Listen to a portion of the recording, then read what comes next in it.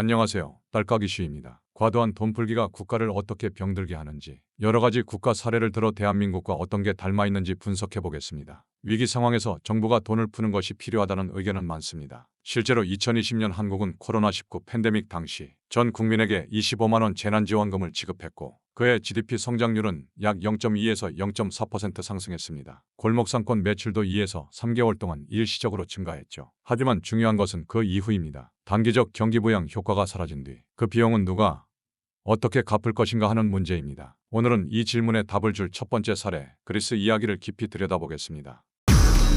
그리스는 2009년 유로존 국가임에도 불구하고 사상 최악의 재정 위기를 맞이합니다. 당시 총리 조지 파파드레오는 급격한 경기 침체를 막기 위해 공공부문 고용을 확대하고 복지 지출을 대폭 늘렸습니다. 당시 상황을 보여주는 구체적 데이터입니다. 2009년 그리스 공공부문 고용 비율은 국민의 약 20%로 유럽 평균인 8에서 10%의 2배 수준이었습니다. 공공부문 평균 급여는 민간 평균보다 약 30% 높았습니다. 버스 운전사 월급이 5,000유로, 당시 약 700만 원에 달하는 사례도 있었습니다. 공기업 노동자 상당수는 53세 전후에 은퇴가 가능했고 현역 시절 임금의 최대 96%를 연금으로 수령했습니다. 이런 정책들은 단기적으로 국민들의 지지를 얻는 데 성공했습니다. 많은 국민이 안정된 공공 일자리를 가지게 되었고 연금 혜택을 통해 노후 걱정을 덜 수 있었습니다. 하지만 이 비용은 어디서 충당했을까요? 정부는 지속적으로 국채를 발행했습니다. IMF와 EU 보고서에 따르면 그리스의 국가부채는 2001년 유로존 가입 당시 GDP 대비 103%에서 2009년 127%로 급격히 증가했습니다. 금리가 낮았던 유로존 내에서 정부는 채권 발행을 쉬운 해결책으로 선택했고 결국 2009년 말에는 GDP 대비 국가부채가 130%에 육박하게 됩니다.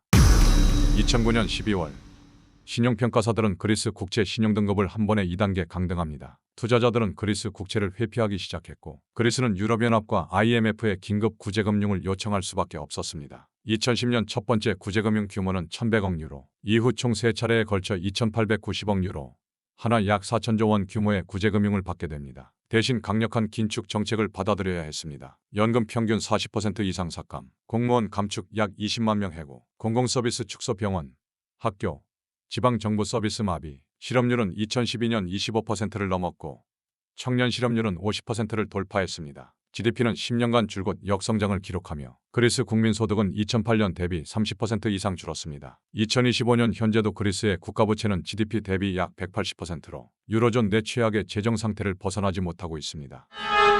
그리스의 실패는 단순한 복지 정책이 아니라 성장 기반 없이 표를 위한 복지를 남발한 결과였습니다. 지금 한국의 국가 채무는 2025년 6월 기준 약 1,100조 원, GDP 대비 50%를 넘어섰습니다. 우리는 과거 그리스가 걸었던 길에 초입에 서 있는 건 아닐까요? 단기적 현금 살포가 아닌 성장 기반을 다지고 지속 가능한 복지를 고민해야 할 때입니다. 여러분은 어떻게 생각하십니까? 댓글로 여러분의 의견을 남겨주세요. 딸깍이씨였습니다. 감사합니다. 다음 편은 아르헨티나 이야기로 다뤄보겠습니다.